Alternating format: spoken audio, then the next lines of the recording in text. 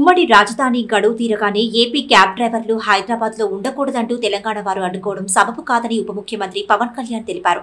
2000 కుటుంబాల వేదన ఇందులో దాగుందని పేర్కొన్నారు. మంగళగిరిలోని జనసేన పార్టీ కేంద్ర కార్యాలయంలో పవన్ మంగళవారం అర్జీలు స్వీకరించారు. 2000 కుటుంబాల వేదన ఇందులో దాగుందని పేర్కొన్నారు. రాష్ట్రంలో రాజధాని పనులు మొదలు కాగానే ఇక్కడి డ్రైవర్లకు ఉపాధి మెరుగవుతుందన్నారు. అప్పటి వరకు సాటి డ్రైవర్లను మానవతా దృక్పథంతో చూడాలని విజ్ఞప్తి చేశారు. ఆల్ ఇండియా పర్మిట్తో తెలంగాణ తాత్కాలిక పర్మిట్ తీసుకుని క్యాబ్ను నడుపుతున్న రాష్ట్రానికి చెందిన తమను అక్కడి డ్రైవర్లు అడ్డుకుంటున్నారని పలువురు పవన్ దృష్టికి తీసుకొచ్చారు. జూన్ 2తో ఉమ్మడి రాజధాని గడువు పరిధి అయిపోయిందంటూ ఇబ్బంది పెడుతున్నారని ఆవేదన వ్యక్తం చేశారు.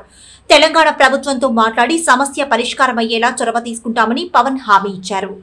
ఇక్కడున్న ఆంధ్రప్రదేశ్లో డ్రైవర్స్ మీరందరూ సో అది ఉమ్మడి రాజధాని అని చెప్పి మీరు అటు వెళ్ళిపోయారు, హైదరాబాద్కి వెళ్ళిపోయారు.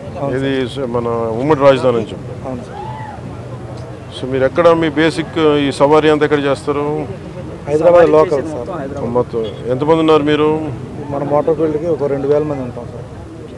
తెలంగాణ ప్రభుత్వానికి కూడా నా విన్నపం, దాదాపు 2000 మంది ఆంధ్ర డ్రైవర్స్ ఉమ్మడి రాజధాని పరిధిలో ఆల్ ఇండియా పర్మిట్ తీసుకొని తెలంగాణ టెంపరీ పర్మిట్ తీసుకొని ట్యాక్సీలు నడుపుతూ ఉన్నారు. దాదాపు ₹1,00,000 ఈ లోన్ తీసుకొని పోస్ట్ మన ఉమ్మడి రాజధాని టైం అయిపోయింది అని చెప్పి అక్కడ స్థానికంగా ఉన్న వేలాది ఆంధ్ర డ్రైవర్లని ఇబ్బంది పెడుతున్నారు.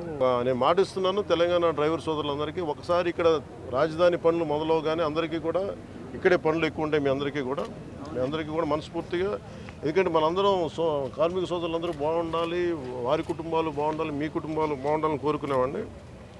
సో ముందస్తుగా నా విన్నపం క్యాపిటల్ పరిధిలో ఉన్న, హైదరాబాద్ పరిధిలో ఉన్న తెలంగాణ డ్రైవర్ సోదరుల సంఘాలందరికీ కూడా నా విన్నపం ఏంటంటే, ఇది కొద్ది కాలం కొంత సహనంతో భరించండి.